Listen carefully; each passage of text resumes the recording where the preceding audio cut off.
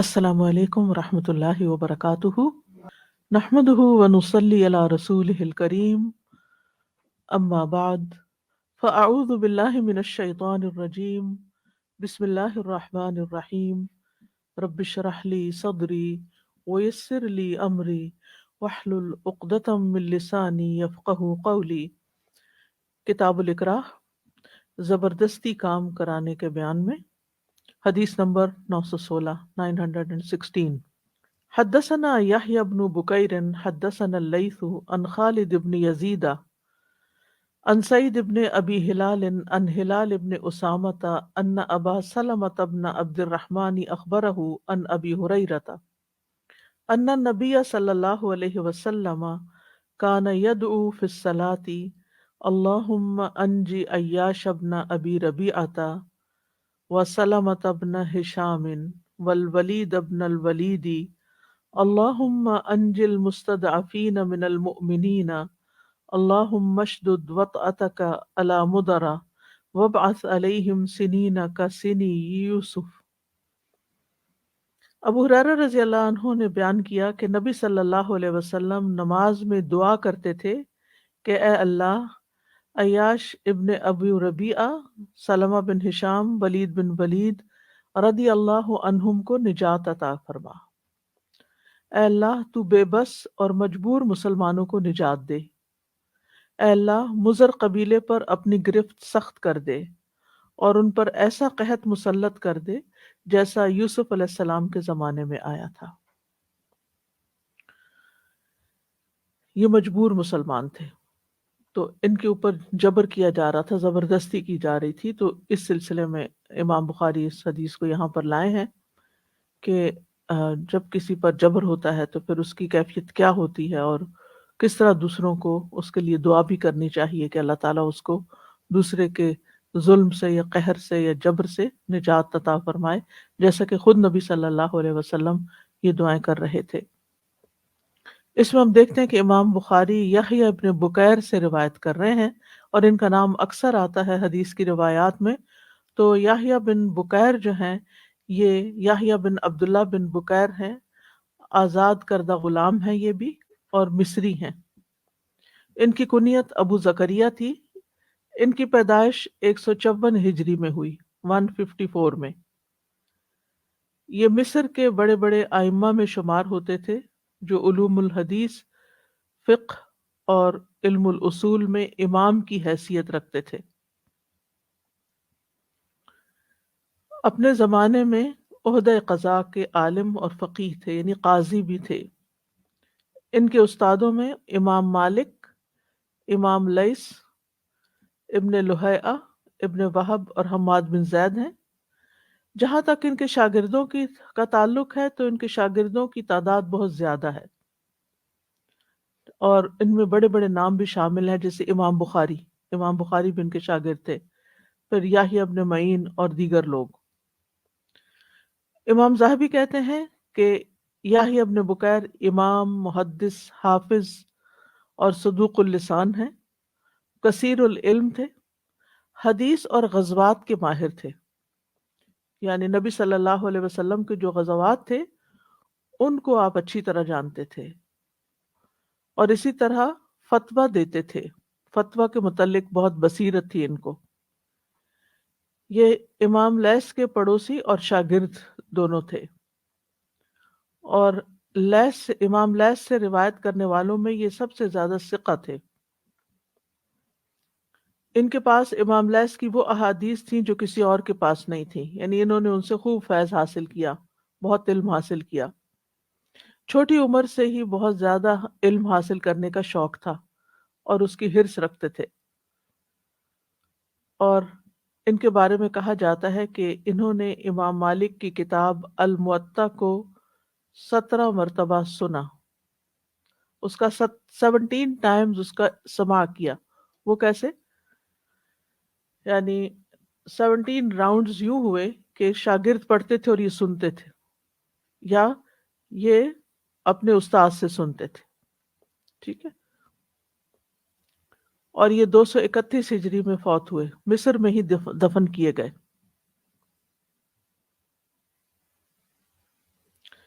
اور اس میں آپ دیکھیے کہ کسی محدث سے ایک کتاب ایک دفعہ لے لینا، 2 دفعہ، 3 دفعہ، 17 دفعہ ایک کتاب کو پڑھنا.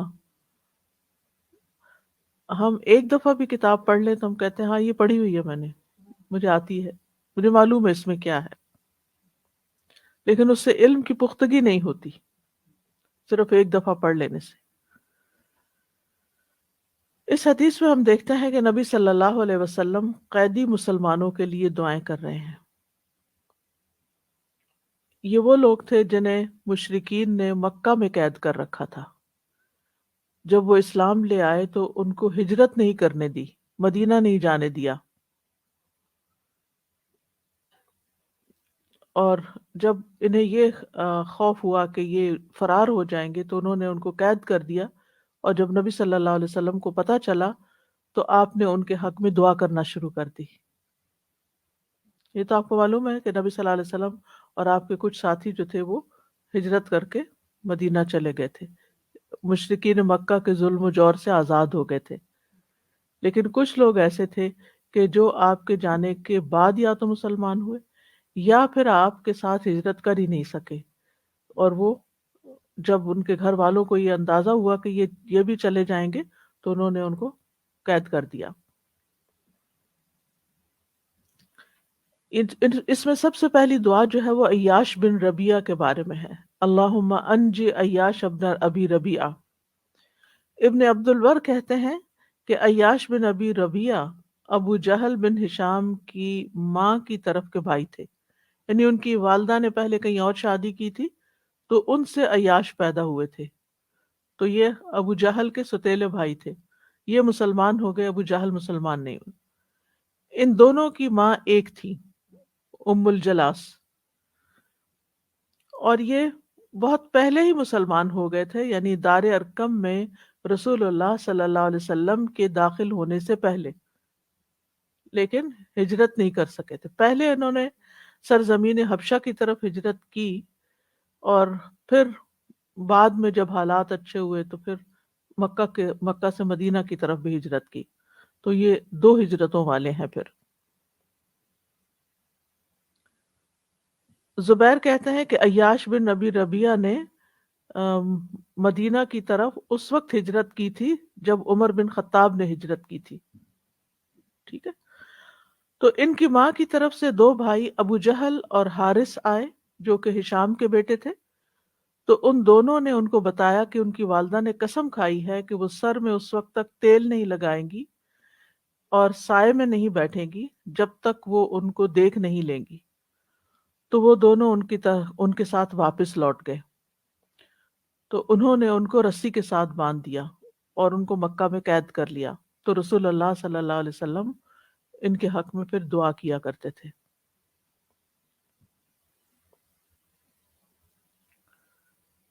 سلمہ بن ہشام کون ہے؟ یہ ابن اسیر کہتے ہیں کہ سلمہ بن ہشام یہ بھی اول دور کے مسلمانوں میں سے ہیں. ابو جہل بن ہشام کے بھائی ہیں اور خالد بن ولید کے چچا کے بیٹے تھے. میں اس پہ حیران ہوتی ہوں ان کے حالات پڑھ کے کہ کہاں ایک بھائی بھی مسلمان ہو گیا، جو دوسرا بھائی جو سگا بھائی تھا وہ بھی مسلمان ہو گیا، لیکن ابو جہل کو توفیق نہیں ہوئی. ایک ہی گھر کے اندر ایک ہی ماں باپ کی اولاد. انہوں نے حبشہ کی طرف ہجرت کی تھی لیکن انہیں مدینہ کی طرف ہجرت کرنے سے روک دیا گیا تھا اور انہیں بہت سزائیں بھی دی گئی تھی. اس لیے رسول اللہ صلی اللہ علیہ وسلم ان کے حق میں دعا کیا کرتے تھے. ولید بن ولید یہ خالد بن ولید کے بھائی تھے. یہ غزوہ بدر میں مشرکین کی طرف سے حاضر ہوئے تھے تو ان کو قید کر لیا گیا. تو ان کے بھائیوں ہشام اور خالد نے ان کو فدیہ دے کر چھڑایا. جب ان کا فدیہ دیا گیا تو یہ آزاد ہو گئے، یعنی قید سے نکل آئے. جو یہ قید سے نکل آتی مسلمان ہو گئے. تو پھر ان کے ماموں نے ان کو قید کر لیا. تو اس طرح یہ بھی پکڑ میں آ گئے. پھر خاص خاص لوگوں کے نام لے کر آپ نے دعا کی ہے. تو اس سے کیا بات پتہ چلتی ہے کہ اگر آپ کسی کے حق میں دعا کریں تو اس کا نام لے کر بھی دعا کر سکتے ہیں.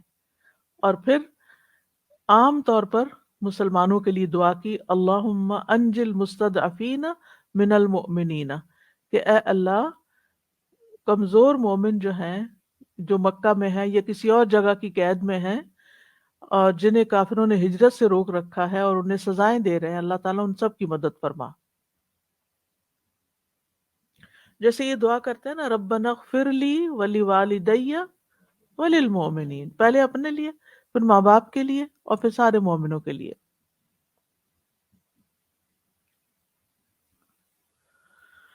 اور پھر نبی صلی اللہ علیہ وسلم نے فرمایا اللہم اشدد وطأتک علی مضر، اے اللہ اپنی گرفت کو، اپنی سزا کو قریش کی اولاد پر سخت کر دے۔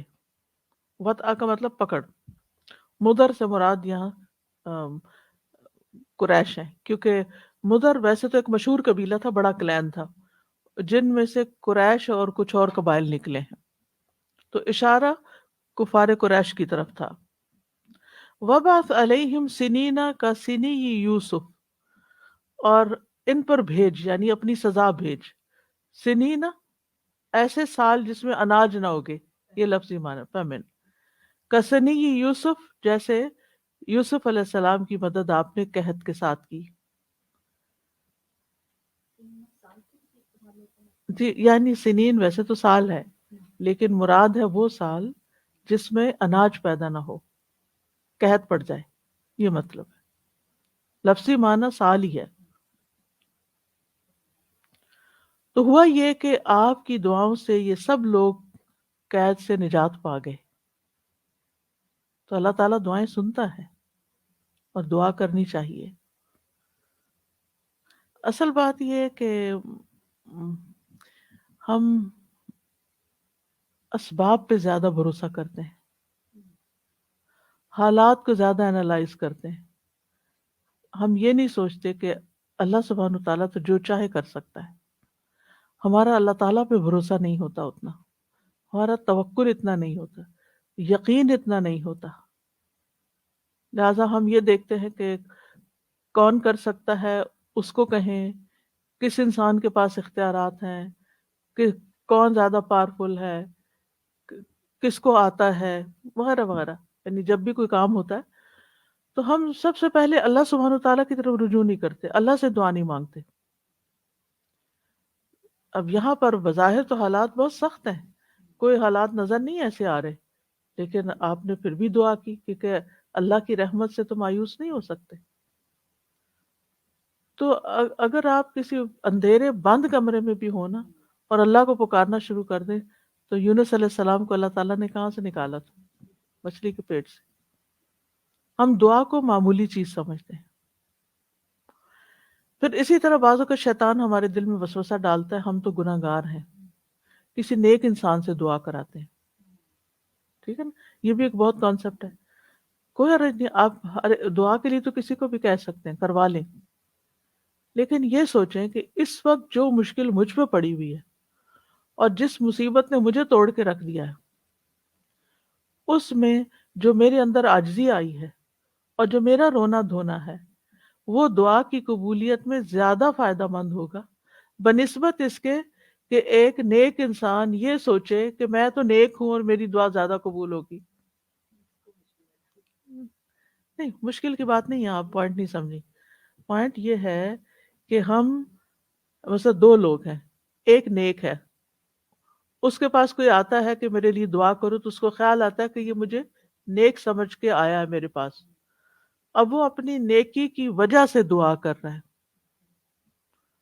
دوسرا شخص جو نیک تو نہیں مگر اس کو اپنے گناہوں کا شدید احساس ہے اور وہ ٹوٹا ہوا ہے اور وہ رو رہا ہے اللہ کے سامنے اور اپنی غلطیوں کا اعتراف کر رہا ہے، کس کی دعا میں زیادہ پاور ہوگی؟ جو ٹوٹا ہوا ہے، جو اللہ کے آگے عاجزی کر رہا ہے، جو دکھا ہوا ہے، جو رو رہا ہے۔ تو اس لیے کبھی بھی یہ نہیں سوچنا چاہیے کہ میری دعا نہیں سنتی، یہ شیطان کا وسوسہ ہوتا ہے کہ اللہ میری دعا نہیں سنے گا۔ اگر آپ تکلیف میں ہیں نا اور آپ اس دکھ میں اللہ کو پکار رہے ہیں تو اللہ آپ کی دعا زیادہ سنے گا۔ آدم علیہ السلام سے غلطی نہیں ہوئی تھی اور اس غلطی میں انہوں نے اعتراف جب کیا کہ ربنا ظلمنا انفسنا وَإِن لَّمْ تَغْفِرْ لَنَا وَتَرْحَمْنَا لَنَكُونَنَّ مِنَ الْخَاسِرِينَ، تو اللہ تعالیٰ نے ان کی دعا سن لی، ان کو برگزیدہ کر لیا، ان کو چن لیا. تو کچھ بھی ہو جائے، ہم سے کتنے بھی قصور ہو جائے، لیکن اللہ ہی ہے جو ہمیں مشکل سے نجات دے سکتا ہے، اور اللہ ہی کی طرف رجوع کرنا چاہیے، اللہ ہی پر بھروسہ کرنا چاہیے. اصل بات یہ کہ ہمارے اندر وہ یقین نہیں ہوتا، شک کی سی کیفیت رہتی، پتہ نہیں دعا قبول ہوگی کہ نہیں، پتہ نہیں میں تو بہت ہی گناہ گار ہوں، کچھ سمجھ تو نہیں آتا، لگتا تو نہیں. نہیں، منفی نہیں سوچے. آپ دیکھیں جب انسان اس انداز میں سوچتا ہے نا تو پھر جو کہتا ہے نا وہ ہونے بھی لگتا ہے. مثلاً حضرت یوسف کے والد نے کہا تھا کہ تم اس بچے کو لے جا رہے ہو تو کہیں اس کو بھیڑیا نہ کھا جائے. اب ان کو خیال آ گیا کہ بھیڑیا بھی کھا سکتا ہے، تو انہوں نے کیا کیا، وہی بہانہ بنا لیا، ان کو آئیڈیا مل گیا. تو اسی طرح آپ دیکھیں کہ جب وہ کہتے ہیں انی لاجد ریح یوسف، تو یوسف علیہ السلام وہ آگے ادھر کہا ربی احب الی من السجن، اور وہ اس کو کہا کہ تم جا کے میرا ذکر کرو بادشاہ کے سامنے. 7 سال اور قید میں رہنا پڑ گیا. تو یہ جو توحید خالص ہے نا، یہ سب سے بڑی دولت ہے، یہ سب کچھ اپنے رب کو سمجھنا اور اسی کے ساتھ مضبوط تعلق ہونا اور اسی کو سہارا سمجھنا، اور ہر حال میں مشکل کتنی بھی بڑی ہو اسی کی طرف رجوع، اور پر امید رہنا، مایوس نہیں ہونا. انہ لا ییأس من روح اللہ الا الکافرون، تو مایوسی کفر ہے.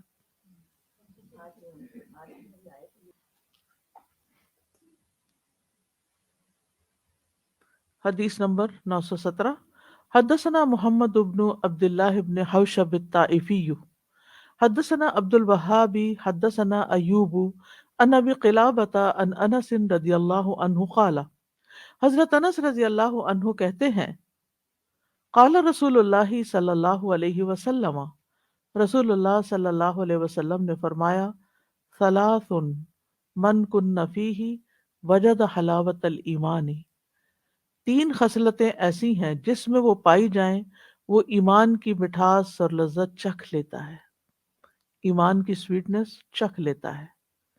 ان یکون اللہ ورسولہ احب الیہ مما سواہما، اللہ اور اس کے رسول اسے سب سے زیادہ پیارے اور محبوب ہوں، ہر چیز سے زیادہ محبوب ہوں اللہ اور اس کے رسول.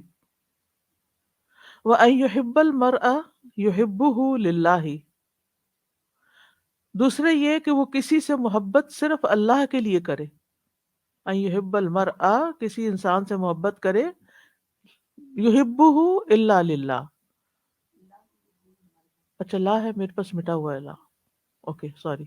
جہاں کہیں ہو نا تو یہ پی ڈی ایف بنانے میں تھوڑی سسٹم چینج ہوا ہے تو مشکل ہو رہی ہے، تو بتا دیا کیجیے مجھے.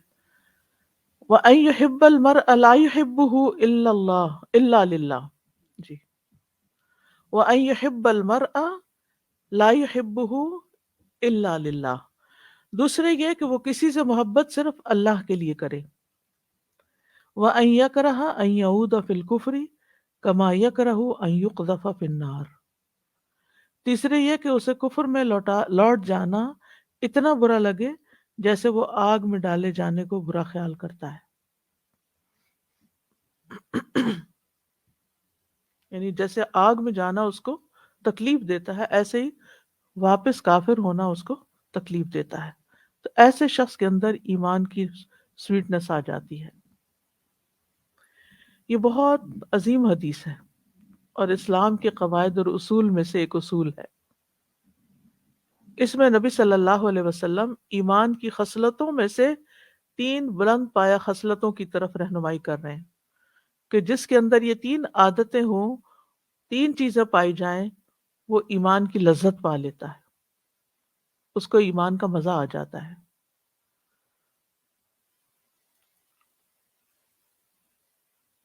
کھانے کا پینے کا مزہ تو زبان سے چکھا جاتا ہے، لیکن ایمان کی لذت دل چکھتا ہے، یہ دل میں محسوس ہوتی ہے، دل کے اندر یہ خوشی آتی ہے.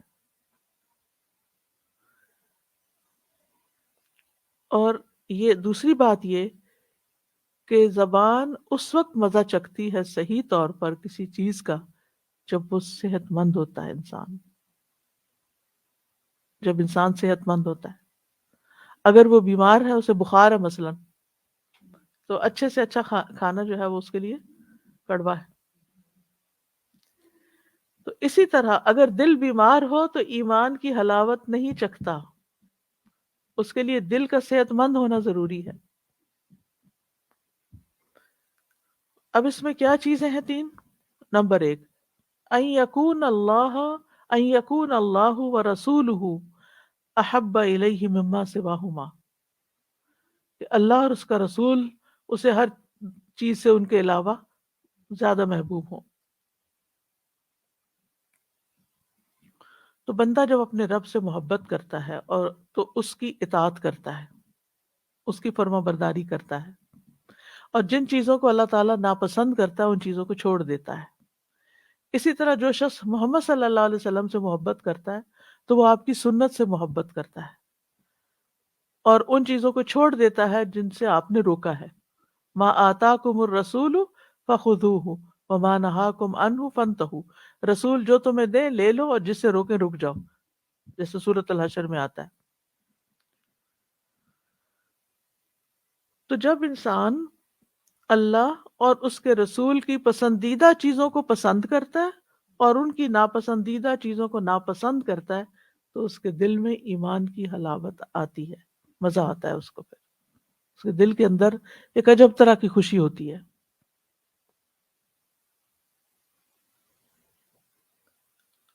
تو اس سے پھر کیا حاصل ہوتا ہے انسان کو؟ اللہ اور اس کے رسول کی محبت بھی حاصل ہوتی ہے. قل ان کنتم تحبون اللہ فاتبعونی یحببکم اللہ ویغفر لکم ذنوبکم. کہہ دیجیے اگر تم اللہ سے محبت کرتے ہو تو میری پیروی کرو، اللہ تم سے محبت کرے گا اور وہ تمہارے گناہوں کو بخش دے گا. اگر آپ اپنا جائزہ لیں، ٹیسٹ یور سیلف، اگر آپ اپنے اندر دیکھیں کہ آپ کو نبی صلی اللہ علیہ وسلم کی اتباع، پیروی، ان کے فالو کرنے میں مزہ آتا ہے، آپ اس کو شوق رکھتے ہیں، آپ اس کو جاننے کی کوشش کرتے ہیں، تو سمجھیں کہ آپ کے اندر ان کی محبت ہے. یہ ٹیسٹ ہے. اور اگر ہم اس سے بالکل بیگانے ہیں کہ وہ کیا تھے، کیا کرتے تھے، کیا سوتے تھے، کیسے سوتے تھے، کیسے جاگتے تھے، کیسے سارے کام کاج کرتے تھے، اگر ہم اس کو جاننے کی کوشش نہیں کرتے تو پھر ہماری محبت کا دعویٰ جھوٹا ہے. قدرتی بات ہے، انسان جس سے محبت کرتا ہے وہ اس کے بارے میں زیادہ سے زیادہ جاننے کی کوشش کرتا ہے. یہ نہیں ہو سکتا کہ آپ کسی سے محبت کرتے ہو اور آپ کو اس کا نام بھی نہ پتا ہو، یا آپ اس کے بارے میں کچھ بھی نہ جانتے. جس کے بارے میں آپ کچھ نہیں جانتے، صرف اس کا نام جانتے ہیں، اور آپ دعویٰ کرتے ہیں کہ میں اس سے محبت کرتا ہوں، تو آپ کی بات کون مانے گا؟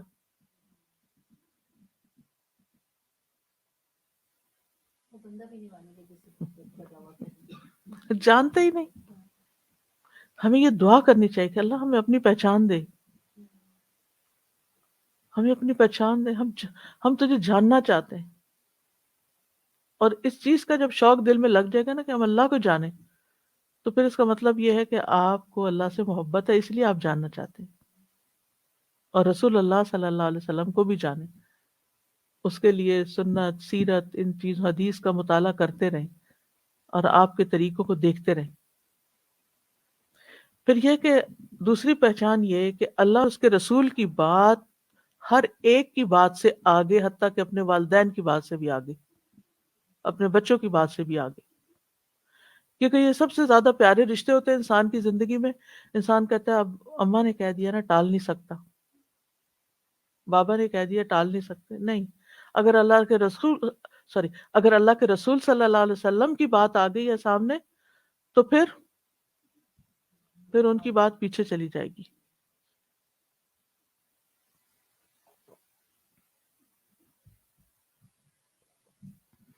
پھر یہ بھی یاد رکھیے کہ یہ محبت جو ہے یہ ایمان کا حصہ ہے. کوئی شخص مومن ہو ہی نہیں سکتا جب تک کہ رسول اللہ صلی اللہ علیہ وسلم اس شخص کو اس کے والد اور اس کی اولاد سے زیادہ پیارے نہ ہو جائیں. نبی صلی اللہ علیہ وسلم نے فرمایا کوئی شخص اس وقت تک مومن نہیں ہو سکتا جب تک میں اس کے نزدیک اس کے گھر والوں، اس کے مال اور تمام لوگوں سے زیادہ محبوب نہ ہو جاؤں. مال بھی. اسی لیے تو نبی صلی اللہ علیہ وسلم جب لوگوں کو یعنی کہ دعوت دیتے تھے فی سبیل اللہ کچھ خرچ کرنے کی، جیسے جنگ تبوک کے موقع پر تو حضرت ابوبکر سارے گھر کا سامان لے گئے، حضرت عمر آدھے گھر کا لے گئے. حضرت عمر نے ایک دفعہ آپ سے کہا کہ میں آپ کے لیے سب کچھ قربان کر سکتا ہوں سوائے اپنی جان کے. کہا نہیں سوچ لو. کہ سوچ لیا میں جان بھی قربان کر سکتا ہوں. تو یہ تھی سچی محبت. پھر یہ ہے کہ جو شخص نبی صلی اللہ علیہ وسلم سے محبت کرتا ہے نا قیامت کے دن آپ کے ساتھ ہوگا. یہ اس کا ریوارڈ ہے، آپ کی شفاعت ملے گی. اس سے بڑی خوش قسمتی کی کوئی بات ہے کہ آپ سب سے بڑے وی آئی پی کے ساتھ ہوں قیامت کے دن، اس کے مجمع میں ہوں، اس کے ساتھیوں میں سے ہوں. المرء مع من احبہ. دوسری بات وَأَن يُحِبَّ الْمَرْءَ لَا يُحِبُّهُ إِلَّا لِلَّهِ. یعنی انسان کسی انسان سے محبت کرے تو صرف اللہ کے لیے کرے، بس کسی اور مقصد کے لیے نہیں. صرف اللہ کی خوشنودی حاصل کرنے کے لیے محبت کرے. یہاں تک کہ اپنے والدین سے محبت کرنے کی وجہ بھی یہی ہو کہ اللہ نے ان کے ساتھ حسن سلوک کا حکم دیا ہے. میں ان کے جتنے بھی کام کروں، ان کے لیے دعا کروں، ان کے لیے صدقہ کروں، اس لیے کہ میرے رب نے مجھے کہا ہے. ایک قدرتی پیار تو ہوتا ہی ہے ماں باپ سے، لیکن کیوں؟ اللہ خوش ہوتا ہے. یعنی جب میں ان کو محبت کی نگاہ سے دیکھتی ہوں، اپنے والدین کو، ان کا خیال رکھتی ہوں، ان کے اوپر خرچ کرتی ہوں، ان کی طرف سے صدقہ کرتی ہوں، تو یہ ساری باتیں مجھے میرے رب نے تو سکھائی ہیں. تو رب کی خوشی کے لیے میں یہ کرتی ہوں، اس لیے نہیں کہ میرے والدین دوسرے بہن بھائیوں سے چھپا کے اپنی دولت کا کچھ حصہ میری طرف ٹرانسفر کر دیں. یہ نیت نہیں ہونی چاہیے. کوئی دنیاوی مطلب یا مقصد نہیں ہونا چاہیے پیچھے. اللہ دلوں کے حال جانتا ہے کہ ہم کیوں محبت کرتے ہیں ان سے.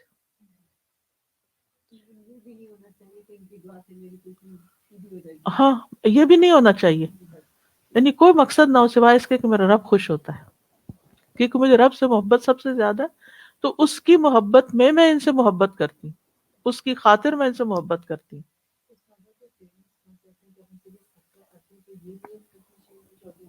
جی جی.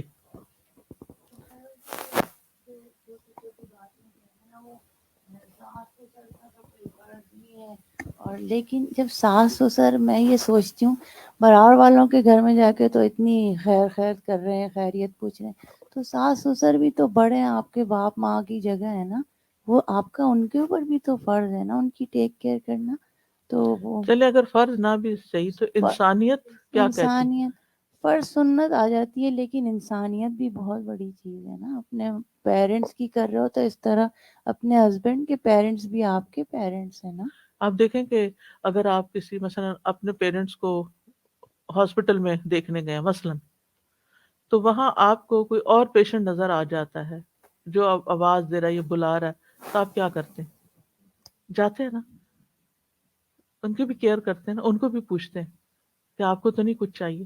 میری والدہ ہاسپٹل میں تھی تو ہم ایک کے بعد ایک ان کے پاس اندر بیٹھتے تھے، کیونکہ جگہ چھوٹا سا ہی روم تھا، تو ایک چیئر تھی اور کٹھا جانے بھی نہیں دیتے تھے.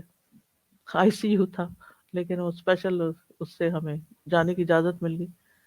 اب یہ کہ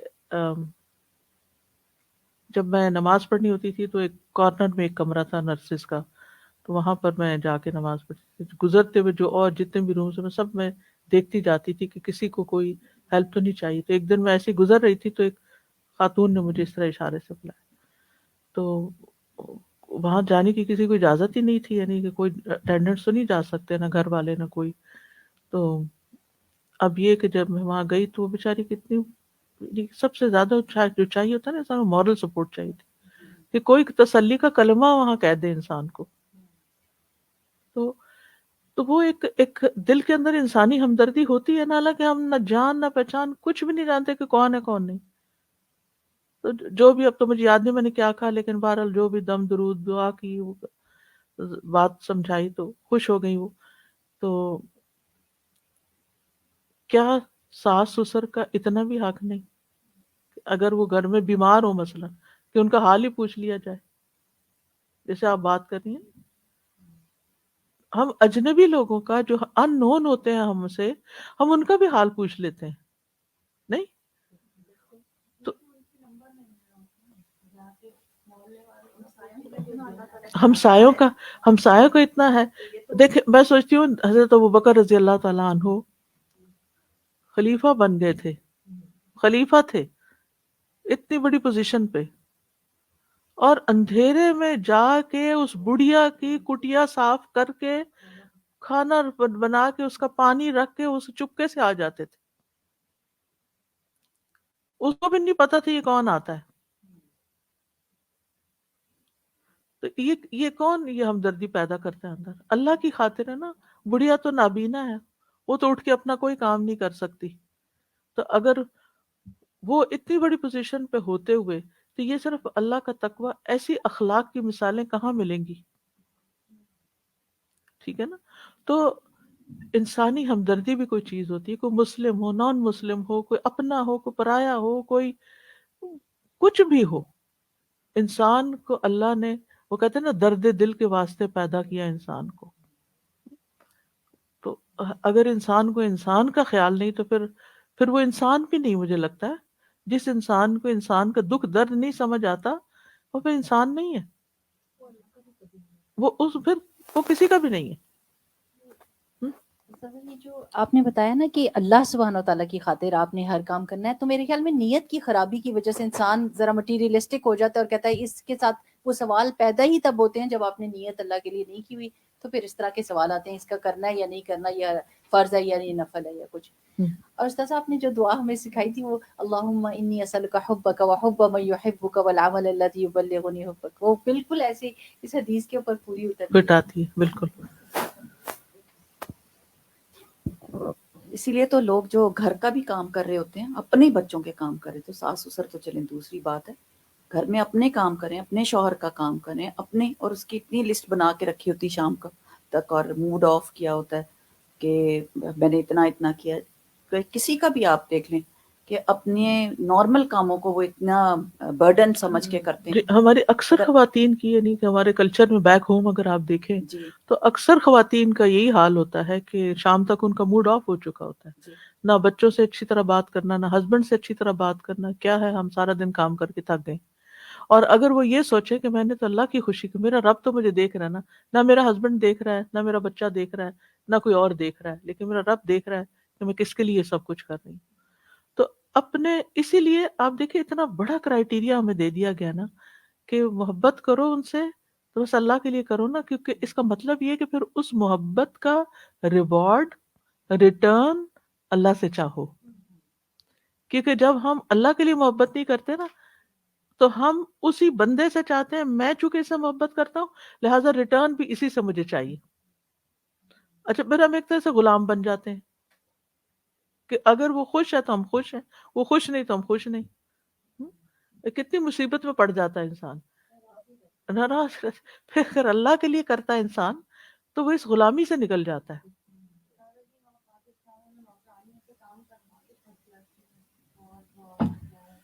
چلے جو بھی ہے، لیکن یہ ہے کہ اگر انسان واقعی اپنی نیت کا جائزہ لیتا رہے نا تو پھر یہ بد اخلاقی اور موڈ آف اور یہ چیزوں سے باہر نکل جاتے ہیں. گھر کتنے خوبصورت ہو جائیں کہ اگر اللہ کے لیے کر رہے ہیں نا، کسی سے پیار کر رہے ہیں اللہ کے لیے کر رہے ہیں، وہ آپ کو کرتا یا نہیں کرتا کوئی بات نہیں.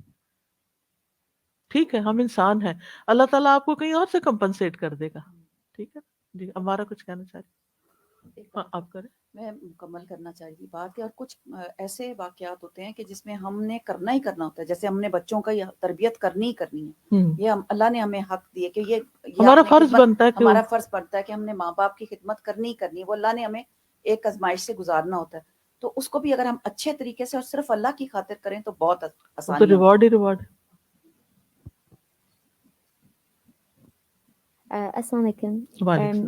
میں بس سوچ رہی تھی کہ وہ جیسے ابھی آنٹی نے بھی کہا، میں بھی یہی سوچ رہی تھی، ایک پرسپیکٹیو کی بات ہوتی ہے. ایک جگہ انسان سوچ سکتا ہے کہ یہ کتنی آزمائش ہے یا کتنا مشکل ہے یا کتنی رسپانسبلٹی ہے. پھر اسی طرح انسان سوچ سکتا ہے کہ شاید اللہ سبحانہ تعالیٰ نے اسی انسان کو چوز کیا اسی کام کے لیے، تو وہی پیرنٹس دیے ہیں کہ وہی کام کر سکیں. شاید ان پیرنٹس کی کوئی دعا تھی کہ کوئی آ کے ان کی مدد کرے، اور وہ انسان وسیع ہے کہ وہ مدد کر سکے ان کی، یا بچے ہوں یا اجنبی ہو یا کوئی بھی ہو، رشتہ دار، دوست، ہسبینڈ. تو وہ صرف یہ ہوتا ہے کہ شاید ان کو کوئی چاہیے جو ان کا خیال رکھ سکے، تو انسان وہ چیز بن کے آیا ان کی زندگی میں جو ان کا خیال رکھ سکے. تو پھر ایکچولی انسان کو خوشی ہوتی ہے، جیسے مجھے تو اللہ سبحانہ تعالیٰ نے چوز اللہ نے کیا چنا ہے. کسی بالکل. اچھے کام کے لیے، یہ تو میں کسی کی مدد کر رہی ہوں. اور کیا کرنا ہے لائف میں، اگر سروس نہیں کر سکتے کسی اور کی، تو خود بیٹھ کے اکیلے کیا کر سکتا ہے انسان؟ کچھ بھی نہیں حاصل ہوگا. بالکل. تو یہاں اب دوسری حدیث کا دوسرا حصہ جو ہے، یہ اصل میں بہت امپورٹنٹ اصول دین میں سے ہے یہ حدیث، اس لیے میں ذرا زیادہ ٹائم اس پہ لے رہی ہوں کہ یہ چیز اگر سمجھ آ جائے تو ہماری زندگی آسان ہو جائے نا، خوشگوار ہو جائے. دوسری بات یہاں پر یہ ہے کہ انسان کسی سے بھی محبت کرے تو بس اللہ کی خاطر کرے، اللہ کو خوش کرنے کے لیے. یعنی اللہ کے لیے محبت کرنے کا مطلب کیا ہے؟ اللہ تعالیٰ کو خوش کرنے کے لیے محبت کرے. ٹھیک ہے.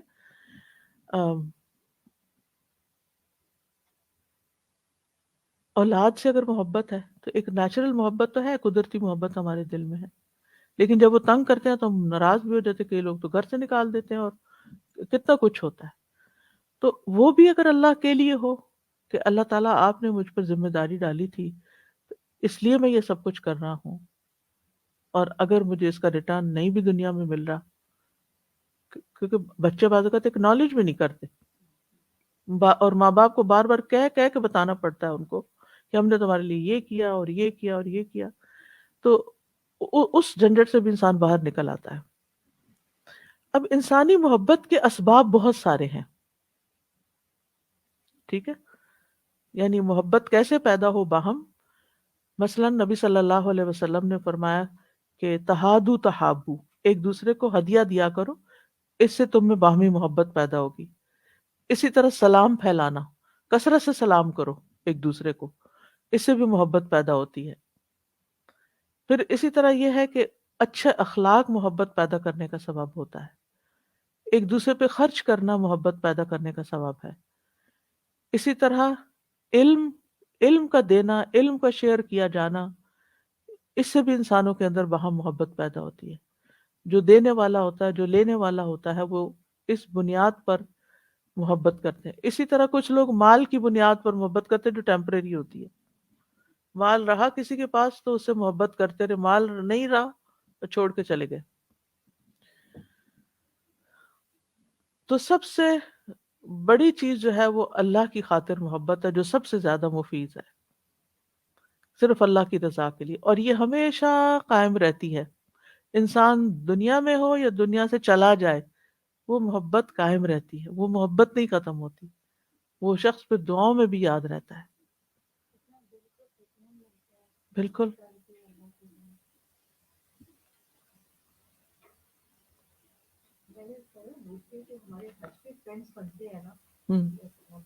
بالکل صحیح.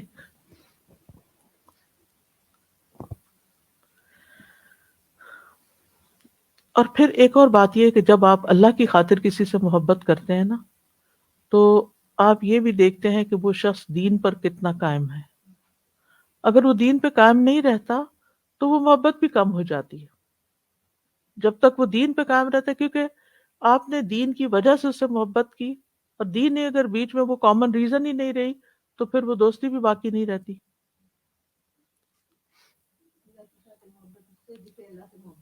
جسے اللہ سے محبت ہے. اللہم ارزقنا حبک و حب من युहिब्बुका, अल्लाह मुझे उसकी मोहब्बत दे जो तुझसे मोहब्बत करता है। फिर इसी तरह यह है कि अल्लाह की खातिर मोहब्बत और जज्बाती मोहब्बत में फ़र्क होता है। अल्लाह की खातिर जो मोहब्बत होती है उससे अल्लाह की इताअत बढ़ती है, यानी अगर आप किसी से अल्लाह की खातिर मोहब्बत करते हैं तो वो मोहब्बत आपको अल्लाह की इताअत सिखाती है, ना कि उससे पीछे कर दे। और जो जज्बाती मोहब्बत होती है उसमें इंसान उस इंसान से मोहब्बत ज्यादा करता है अल्लाह की निस्बत, और फिर अल्लाह की इताअत में कमी होने लगती है। दूसरा ये कि अल्लाह की खातिर मोहब्बत से ईमान बढ़ता है, ऐसे लोगों की कंपनी में ईमान में इजाफा होता है, दिल में एक ताकत सी आती है और आपको एक एक खुशी नसीब होती है। फिर तीसरी बात यह है कि अल्लाह की खातिर मोहब्बत में इंसान उस शख्स को हर वक्त अपने साथ नहीं देखना चाहता, ये एक बहुत बड़ी पहचान है। ठीक, यानी अल्लाह की खातिर मोहब्बत में इंसान अपने महबूब को हर वक्त साथ नहीं देखना चाहता, यानी उसका ये मतलब नहीं होता कि हर वक्त मेरे साथ अब रहे। जज्बाती मोहब्बत में ये चीज होती है, वो जल्दी पे खत्म हो जाती, बिल्कुल। तो जिससे इंसान अल्लाह की खातिर मोहब्बत करता है वो कहीं चला भी जाए, किसी दूसरे मुल्क चला जाए, दुनिया से चला जाए, उसकी जॉब प्लेस बदल जाए, उसका फिर भी वो मोहब्बत बाकी रहती है। और जो दुनिया की खातिर मोहब्बत होती है वो 4 दिन होती है, जब तक वो सामने नजर आता है, पास है, मोहब्बत है, जब वो चला गया मोहब्बत भी खत्म हो गई, तो वो अल्लाह की खातिर नहीं होती। अब हजरत अबू बकर है, हजरत उमर है, साहब हैं, साहबियात हैं, हमें क्यों मोहब्बत है उनसे? हमने तो उनको देखा भी नहीं, सिर्फ अल्लाह की खातिर है, क्योंकि वो अल्लाह से मोहब्बत करते थे।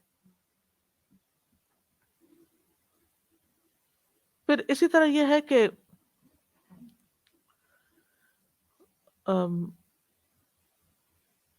अल्लाह की खातिर मोहब्बत में इंसान दूसरों के साथ खैर के कामों में ताउन भी करता है, नेकी और तकवा के कामों में एक दूसरे का खुशी से मददगार होता है, हेल्पर होता है। उसको किसी बोझ तले देखता है, किसी काम में देखता है तो उसको आगे बढ़ के उसको मदद देता है। फिर इसी तरह और फिर यह है कि वो एक दूसरे को खैर खाई के साथ नसीहत भी कर लेते हैं, अगर कोई गलती कर रहा हो तो उसको रोक भी सकते हैं। लेकिन जज्बाती मोहब्बत में वो डरता है कि मैंने अगर इसको कोई कहा तो ये मुझे छोड़ जाएगा। फिर इसी तरह यह है कि अल्लाह की खातिर मोहब्बत का अजर भी है, और वो क्या है? अल्लाह की खातिर हदीस में आता है, अल्लाह की खातिर मोहब्बत करने वाले क़यामत के दिन नूर के मिंबरों पर होंगे, अर्श के साए तले होंगे, जिस दिन उस साए के सिवा कोई साया ना होगा। फिर इसी तरह एक और रिवायत में आता है, अल्लाह ताला फरमाते हैं, हदीस कुदसी है, मेरी मोहब्बत उन लोगों के लिए वाजिब हो गई जो मेरी वजह से एक दूसरे से मोहब्बत करते हैं, मेरी वजह से एक दूसरे पर खर्च करते हैं, मेरी वजह से एक दूसरे से मुलाकात करते हैं। अल्लाह की खातिर मोहब्बत करने वाले नूर के मिंबरों पर होंगे, अर्श के साए तले होंगे, जिस दिन उस साए के सिवा कोई साया ना होगा। हदीस का अगला हिस्सा है, व अन यकरह अन यऊद फिल कुफ्री कमा यकरहु अन युक़ज़फ़ फिन नार। जी जी जी कर लीजिए। ये जो पिछला सेगमेंट है उस्ताजा जी, इसके मुतालिक एक जहन में आता है कि जैसे लोगों से मोहब्बत दो तरह से भी, यानी इस हिस्से के समझ आ रही कि कुछ लोग जिनसे आपके जैसे रिश्ते हैं तो आपको मोहब्बत है, या आप समझते हैं कि किसी में कोई ऐसी लाइकेबल क्वालिटीज हैं, रिश्ता ना भी हो आपको अच्छा लगता है और आप उसको अल्लाह ताला की खातिर एक तरह से कर लेते हैं। ये सारा क्राइटेरिया जो हमने पढ़ा कि उनकी अल्लाह ताला से करीब करती हैं। और एक ये कि कुछ लोग जिनसे आपको वैसे मोहब्बत हो नहीं सकती, यानी दे इन अ वे they are a challenge for you, there is a difficulty in dealing with them, लेकिन आप अल्लाह की खातिर, क्योंकि अल्लाह ताला को पसंद है कि इन लोगों से रिलेशनशिप बना के रखनी है, ख्वाह वो दीन के काम में साथ ही मददगार हो, या ख्वाह वो रिश्तेदार हो, या ख्वाह वो नेबर्स हो, जो अदरवाइज आपके लिए एक पॉइंट ऑफ इम्तिहान हो, लेकिन आप अल्लाह की खातिर कहते हैं कि अच्छा इनसे निभाना है। تو بالکل that also comes underneath it. بالکل اللہ کی خاطر ہے نا، اس میں جذبات تو ہیں ہی نہیں، برداشت. وَأَن يَكْرَهَ أَن يَعُودَ فِي الْكُفْرِ كَمَا يَكْرَهُ أَن يُقْذَفَ فِي النَّارِ، اور اس کو ایمان کا مزہ آ جاتا ہے جو ایمان لا کے کفر کی طرف پلٹنے کو ایسے ہی سمجھے جیسے آگ میں پھینکا جانا ہے.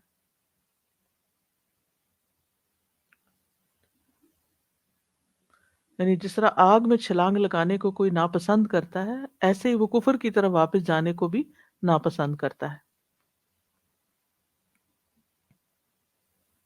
یعنی اس مطلب یہ ہے، امام بخاری اس جملے کی وجہ سے یہ حدیث یہاں لائے اس باب میں، کہ بندہ مومن آگ میں کود پڑنے کو ترجیح دے گا لیکن کفر کو اختیار نہیں کرے گا. یس، صحابہ نے عزیمت کا راستہ اختیار کر کے مثال قائم کر دی، ثابت قدمی کا مظاہرہ کیا، اور ثابت قدم رہنے والوں کا اجر کتنا ہے. ان الذین قالوا ربنا اللہ ثم استقاموا تتنزل علیہم الملائکۃ الا تخافوا ولا تحزنوا وابشروا بالجنۃ التی کنتم توعدون.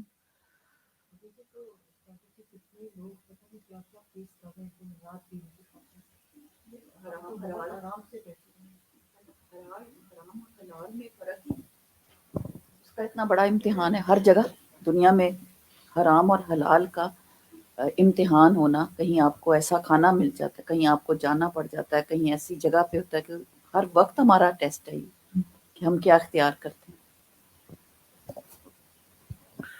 نیکسٹ حدیث ہے، حدثنا سعید بن سلیمان حدثنا عباد عن اسماعیل سمعت قیسا سمعت سعید بن زید یقول لقد رأیتنی.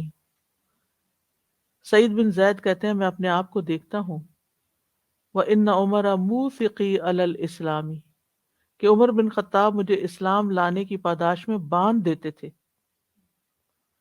وَلَوْ انْقَضَّ أُحُدٌ مِمَّا فَعَلْتُمْ بِعُثْمَانَ كَانَ مَحْقُوقًا أَن يَنْقَضَّ، اور اب تم نے عثمان بن عفان رضی اللہ عنہ کے ساتھ جو برتاؤ کیا ہے، اس بات پر اگر پہاڑ احد بھی ٹکڑے ٹکڑے ہو جائے تو اس کو ایسا ہی ہونا چاہیے. سعید بن زید نے یہ بات اس وقت کہی تھی جب عثمان رضی اللہ عنہ کو شہید کر دیا گیا تھا. تو عمر رضی اللہ عنہ اسلام لانے سے پہلے سعید بن زید جو ان کے بہنوئی بھی تھے، ان کے ساتھ ایسا سلوک کیا کرتے تھے.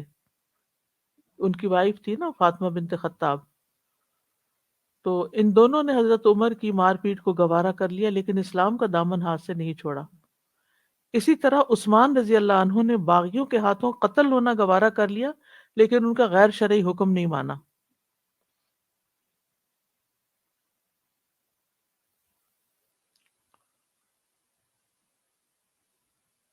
تو یہ بات کیوں کر رہے ہیں وہ کہ حضرت عمر تو مسلمان نہیں تھے اس لیے انہوں نے ایسا کیا، اور تم تو اپنے آپ کو مسلمان کہتے ہو، پھر تم نے حضرت عثمان کے ساتھ ایسا کیوں کیا، ان کو ناحق قتل کیوں کیا. اور سعید بن زید اپنی مثال کیوں بیان کرتے ہیں کہ جو کچھ حضرت عثمان کے ساتھ ہوا وہ یعنی بہت ہی بھیانک تھا. تو مطلب یہ ہے کہ کبھی حالات لوگوں کو اس حد تک لے جاتے ہیں کہ وہ گمراہی پہ ہوتے ہیں اور وہ سمجھتے ہیں کہ وہ ہدایت پہ ہیں. جیسے حضرت عمر سمجھتے تھے کہ وہ جو کر رہے ہیں وہ بالکل ٹھیک کر رہے ہیں، اور وہ اپنے ہی بھائی بہنوئی اور بہن کو مارتے اور ان کے ساتھ زیادتی کرتے اور وہ سمجھتے میں بالکل ٹھیک کر رہا ہوں، حالانکہ وہ غلط کر رہے تھے. تو ان کا کہنے کا مطلب یہ تھا کہ تم سمجھتے ہو کہ تم نے حضرت عثمان کے ساتھ جو کیا وہ ٹھیک ہے، وہ غلط تھا. یہ جو بات ہے نا بہت ڈرا دینے والی ہے کہ انسان بعض اوقات کوئی غلطی کر رہا ہوتا ہے اور اس کو سمجھ ہی نہیں آتی وہ غلطی کر رہا ہے، وہ سمجھتا میں ٹھیک کر رہا ہوں. وہ یعنی ڈرنے کا مقام ہے نا. اللہ تعالیٰ سے دعا کرنی چاہیے انسان کو کہ اللہ مجھے غلطی کو دیکھنے کی صلاحیت عطا کر، اللہم ارنا الحق حقا وارزقنا اتباعہ، کہ اللہ مجھے حق کو حق دکھا اور مجھے اس کی پیروی کی بھی توفیق دے. ہاں جیسے بدعات کرنے والے جو ہیں، جو چیزیں اسلام میں نہیں وہ اسلام کے نام پر خود سے فیبریکیٹڈ، اپنے سیلف یعنی خود سے بنائی ہوئی ان چیزوں کو وہ بہت پرٹیکولر ہوتے ہیں ان میں کرنے میں، اور اتنا مال، وقت، پیسہ تک ہر چیز لگاتے ہیں، حالانکہ ان کی کوئی حقیقت نہیں ہوتی.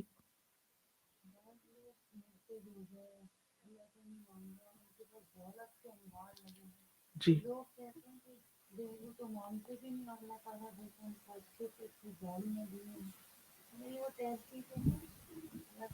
اصل میں ہماری یہاں ایک سوچ کی غلطی ہے نا. ہم سمجھتے ہیں کہ اگر کسی کے پاس اچھی گاڑی ہے، اچھا گھر ہے، تو وہ بہت خوش قسمت ہے، چاہے ایمان نہ ہو. یہ سوچ ہی بذات خود یہ سوچ غلط ہے. بالکل.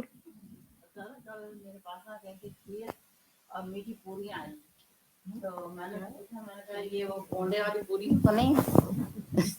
کیونکہ وہ کونڈے والا کرنے پاکستان میں تو کھایا کرتے تھے، لیکن اب ذرا ڈر لگتا ہے یہ مطلب کہ وہ نیاز ویاز تو نہیں. میں نے کہا نہیں، بس ایسی بنائی. ہم نے کھا لیتے. حدثنا مسدد حدثنا يحيى عن اسماعيل حدثنا قيس عن خباب بن الأرت قال شكونا إلى رسول الله صلى الله عليه وسلم وهو متوسد بردة له في ظل الكعبة فقلنا ألا تستنصر لنا ألا تدعو لنا. خباب بن ارت کہتے ہیں ہم نے رسول اللہ صلی اللہ علیہ وسلم سے اپنی حالت زار بیان کی جبکہ اس وقت آپ کعبے کے سائے میں اپنی چادر اوڑے بیٹھے تھے. ہم نے عرض کی آپ ہمارے لیے اللہ سے مدد کیوں نہیں مانگتے، آپ ہمارے لیے دعا کیوں نہیں کرتے. فقال قد كان من قبلكم يؤخذ الرجل فيحفر له في الارض فيجعل فيها فيجاء بالمنشار فيوضع على رأسه فيجعل نصفين ويمشط بأمشاط الحديد ما دون لحمه وعظمه فما يسده ذلك عن دينه. تو آپ صلی اللہ علیہ وسلم نے فرمایا تم سے پہلے جو لوگ تھے ان میں سے کسی ایک کو پکڑ لیا جاتا، زمین میں گڑھا کھود کر اس میں اسے بٹھا دیا جاتا، پھر آرا لایا جاتا اور اس کے سر پر رکھ کر اس کے 2 ٹکڑے کر دیے جاتے، اور لوہے کی کنگھیوں سے ان کے گوشت اور ہڈیوں کو الگ الگ کر دیا جاتا. لیکن یہ آزمائشیں اسے اپنے دین سے برگشتہ نہیں کرتی تھی. آپ کو کبھی سمجھ میں آئی یہ بات کہ گڑھا کیوں کھودا جاتا تھا؟ ایگزیکٹلی تاکہ بھاگ نہ سکے. گڑھا کھود کے اسے بٹھا کے اور اس کے اوپر سے کاٹ دیتے. لیکن پھر بھی وہ دین پر رہتا وہ شخص. اللہ اکبر. ہم تو چھوٹی چھوٹی باتوں سے گھبرا جاتے ہیں. واللہ لیتمن ھذا الامر حتی یسیر الراکب من صنعاء الی حضرموت لا یخاف الا اللہ والذئب علی غنمہ ولکنکم تستعجلون. اللہ کی قسم یہ اسلام کا کام ضرور مکمل ہوگا حتیٰ کہ صنعاء سے حضر موت کا سفر کرنے والا شخص اللہ کے سوا کسی سے نہیں ڈرے گا، اور نہ بھیڑیے کے علاوہ بکریوں کو کسی سے خطرہ ہوگا، لیکن تم لوگ جلدی کرتے ہو کہ جلدی حالات بدل جائیں. موسم بدلنے میں بھی ٹائم لگتا ہے. سخت سردی سے سخت گرمی میں آنے میں ایک وقت لگتا ہے. یہاں پر منشار کا لفظ استعمال ہوا لکڑی پھاڑنے کا اوزار، جسے آپ نے سنا ہوگا چی چی کر رہی ہوتی ہے نا لکڑی، جس کے نیچے وہ آری جس کو بولتے ہیں.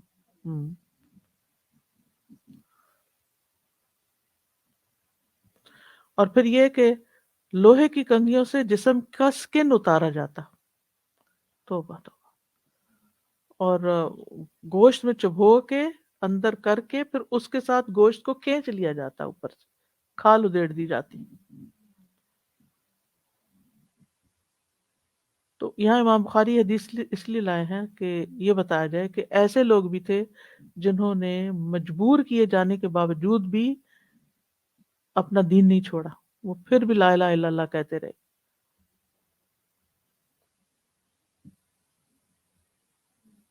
عزیمت کا رستہ اختیار کیا. باب فی بیع المکرہ و نحوہ فی الحق وغیرہ. مجبور اور اس کی طرح کسی دوسرے شخص کا اپنے حقوق وغیرہ کو فروخت کر دینا، یعنی مجبور اور مضطر شخص اپنی اشیاء جب فروخت کرتا ہے، جس کو کوئی مجبوری ہو، کبھی وہ مفلسی کی وجہ سے اپنا مال بیچتا ہے، جیسے آج کل افغانستان میں لوگ اپنی بیٹیاں بیچ رہے ہیں، یا پھر یہ ہے کہ کسی شخص کے اوپر بیماری آ جاتی ہے تو اس کے پاس فیس کے پیسے نہیں ہوتے، تو وہ گھر کا سامان تک بیچنا شروع کر دیتا ہے کہ جان بچانی ہے۔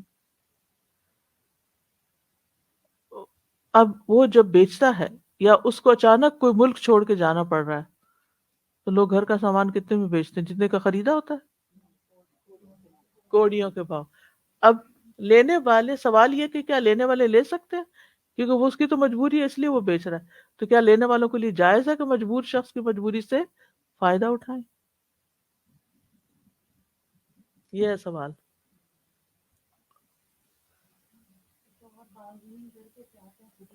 جی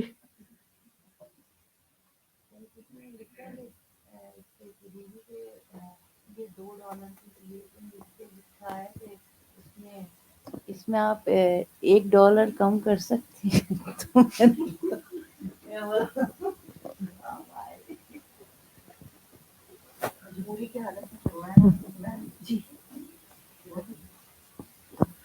مجبوری کی حالت میں تو لوگوں سے باقاعدہ مجبوری کی حالت میں تو لوگوں سے باقاعدہ اس طرح سے سلوک کیا جاتا ہے کہ ان کی جو چیز بھی ہاتھ آ جائے اور جو کچھ بھی لینا چاہیں ان سے لے لیں، اور انہیں پتہ ہوتا ہے، لینے والوں کو بھی پتہ ہوتا ہے کہ یہ کہاں تک جا سکتے ہیں۔ اللہ تعالیٰ معاف فرماتے، جیسے آپ نے کہا کہ بیٹیاں بیچنا، تو شادی پہ استاذہ جی ابھی ریسنٹلی ایسا واقعہ ہوا کہ بچی جوان 17-18 سال کی میڈ کی بیٹی ہے، تو اس کے طریقے دیکھ کے کہ وہ فون پہ باتیں کر رہی اور سب کچھ کر رہی، تو جو گھر کے مالک تھے ان لوگوں نے کہا کہ اس کی شادی فٹافٹ کر دیں، تو ہم کہیں سے پیسے اکٹھے کرتے ہیں، اور ماں کو کہا کہ اس کو فٹافٹ بیاہو، اس کے نا اس کو رکھنا بڑا مشکل ہے، گھر میں کون حفاظت کرے گا اس کی۔ تو بات کی تو اس کا جو بھائی، شادی شدہ بھائی ہے، وہ اس کو لے گیا اور جا کے اس کے بدلے میں 80,000 کسی سے لے لیے کہ یہ آپ کے گھر اگلے پورے سال کام کرے گی اور پیسے پہلے سے ہی لے۔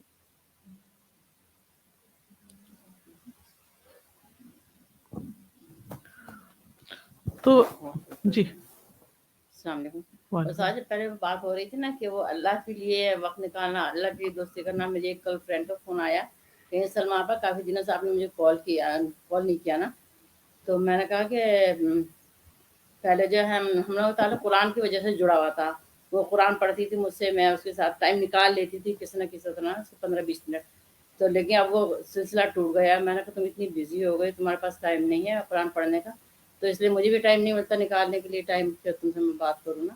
تو قرآن ہی جوڑا ہوا تھا ہم لوگوں کو نا، قرآن کی ہم لوگ روز ایک دوسرے سے بات کر لیا کرتے تھے، تو بس قرآن ہی جوڑ کے رکھتے ہیں۔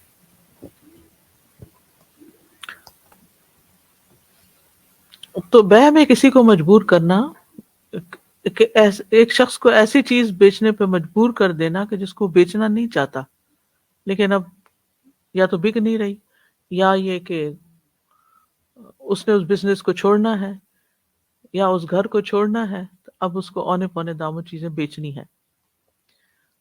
اگر حق کے ساتھ کسی کو مجبور کیا جائے تو یہ جائز ہے، ناحق کسی کو کسی چیز کی بیع پر مجبور کر دیا جائے تو یہ بیع باطل ہے۔ حق کے ساتھ مجبور کرنے کی مثال کیا ہے؟ مثلا یہ کہ ایک آدمی کو ایک چیز بیچنے پر مجبور کیا جاتا ہے، لیکن یہ مجبور کرنا حق پر مبنی ہوتا ہے۔ مثلا مفلس اور دیوالیہ شخص کو اس کے قرض کی ادائیگی کے لیے اس کی ملکیت کی کوئی چیز بیچنے پہ مجبور کرنا، قرض نہیں ادا کر پا رہا لیکن اس کے پاس پلاٹ ہے، زیور ہے، وہ رکھا ہوا اس نے، ان کو نہیں بیچتا، تو اب اس کے رشتہ دار یا اس کے دوست یا حکومت وقت کوئی بھی اس کو مجبور کرے گا کہ یہ بیچو اور اس کا مطالبہ پورا کرو جس سے تم نے قرض لیا، پیمنٹ کرو اس کی۔ یہ حق کے ساتھ ہے، اور اگر اس کی چیز تھوڑے داموں میں بکتی ہے اور کوئی خرید لیتا ہے کوئی حرج نہیں۔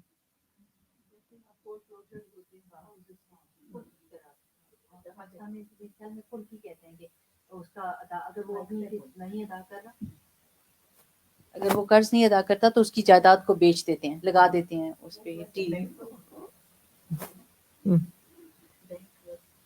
اس کا ایک نام ہوتا ہے آکشن، وہ آکشن پہ لگاتے ہیں وہ چیزیں آکشن میں، لیکن یاد نہیں مجھے. جی ابن تیمیہ کہتے ہیں کہ حاکم کے لیے جائز ہے کہ وہ مقروض کو اس کا سامان بیچنے پر مجبور کرے تاکہ وہ قرض ادا کر سکے، کیونکہ قرض ایسا حق ہے جو واجب ہے، اور جس چیز کے بغیر واجب مکمل نہ ہوتا ہو تو وہ چیز بھی واجب ہو جاتی ہے.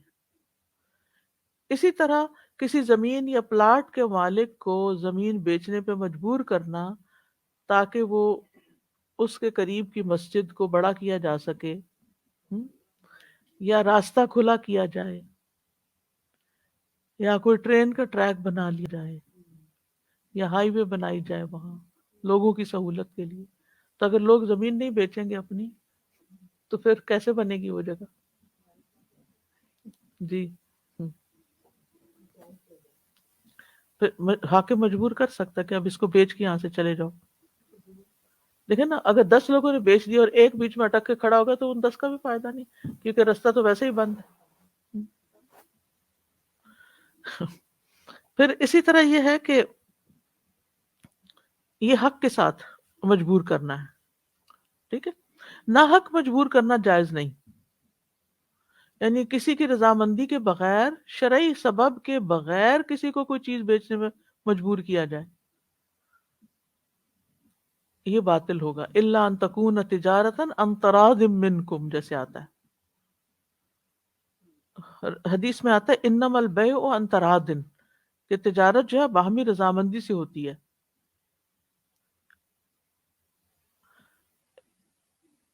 جی اب حدیث ہے آگے، لیکن وہ لمبی حدیث ہے تو پھر ٹائم زیادہ ہو جائے گا، اس لیے ہم یہیں پر چلیے میں پورا کر دیتی ہوں اس کو، تھوڑے سے 2-4 منٹ میں انشاءاللہ. حدثنا عبد العزیز بن عبد اللہ حدثنا اللیث عن سعید المقبوری عن ابیہ عن ابی ہریرہ رضی اللہ عنہ قال، ابو ہریرہ رضی اللہ عنہ کہتے ہیں بینما نحن فی المسجد، ایک دفعہ ہم مسجد میں تھے، اذ خرج علینا رسول اللہ صلی اللہ علیہ وسلم، اسی دوران رسول اللہ صلی اللہ علیہ وسلم ہمارے پاس تشریف لائے. فقالا، پھر فرمایا، انطلقوا الی یہودا، یہودیوں کے پاس چلو. فخرجنا معہ، تو ہم آپ کے ساتھ چل دیے. جئنا بیت المدراسی، تو ہم بیت المدراس کے پاس پہنچے. حتی جئنا بیت المدراس، جیسے ہمارا مدرسہ ہوتا ہے نا، ایسے یہ مدراس. ہم بیت المدراس یعنی جو ان کا بڑا تعلیم دینے والا تھا اس کے گھر کے پاس پہنچے. فقام النبی صلی اللہ علیہ وسلم فناداہم، تو نبی صلی اللہ علیہ وسلم وہاں کھڑے ہوئے اور ان کو آواز دی، یا معاشر یہود اسلموا تسلموا، اے یہود اسلام قبول کر لو تم سلامتی میں رہو گے. فقالو، تو انہوں نے جواب دیا، قد بلغت یا ابا القاسم، اے ابو القاسم آپ نے حکم پہنچا دیا، آپ نے بتا دیا ہمیں، بس کافی ہے. فقال ذالک اریدو، آپ نے فرمایا یہی میرا ارادہ تھا. ثم قالها الثانیہ، پھر آپ نے دوبارہ یہی بات فرمائی، یا معاشر یہود اسلموا تسلموا، اسلام قبول کر لو سلامت رہو گے. فقالوا قد بلغت یا ابا القاسم، انہوں نے پھر وہی جواب دیا، اے ابو القاسم تم نے بات پہنچا دی، آپ نے تبلیغ کر دی. ثم قال الثالثۃ، قال اعلموا ان الارض للہ ورسولہ، آپ نے تیسری مرتبہ فرمایا، یہی فرما کر پھر فرمایا، تمہیں معلوم ہونا چاہیے کہ زمین اللہ اور اس کے رسول کی ہے. وانی اريد ان اجلیکم، اور میں چاہتا ہوں کہ تمہیں یہاں سے جلا وطن کر دوں. فمن وجد منکم بمالہ شیئا، تم میں سے جس کے پاس مال ہو تو اسے چاہیے کہ فلیبعہ، اسے فروخت کر دے. والا، ورنہ، فاعلموا انما الارض للہ ورسولہ، یاد رکھو کہ زمین اللہ اور اس کے رسول ہی کی ہے. جان لو، اگر تم ایسا نہیں کرتے تو پھر جان لو کہ الٹیمیٹلی تو یہ اللہ اور اس کے رسول کے پاس آ جائے گی. آپ کو معلوم ہے نا کہ مختلف قبائل کو آپ نے مدینہ سے نکالا تھا یہود کے، ان کے کچھ شرارتوں کی وجہ سے. تو جب نبی صلی اللہ علیہ وسلم نے ان کو کہا کہ تمہیں یہ جگہ چھوڑنی ہوگی اب، تم یہاں نہیں رہ سکتے، کیونکہ ان کا رہنا بہت خطرناک ہو گیا تھا مدینہ کی آبادی کے لیے. تو انہوں نے پھر اپنی جائیدادیں بیچنا شروع کر دی، اگرچہ اس کو بیچنا نہیں چاہتے تھے لیکن اب مجبور تھے. تو اس سے امام بخاری جائز مجبوری جو ہے اس کے حق میں یہ دلیل لاتے ہیں کہ نبی صلی اللہ علیہ وسلم نے ان کو چوائس دی تھی کہ اب تم یہاں سے چلے جاؤ گے تو اپنی زمینیں پھر بیچ دو.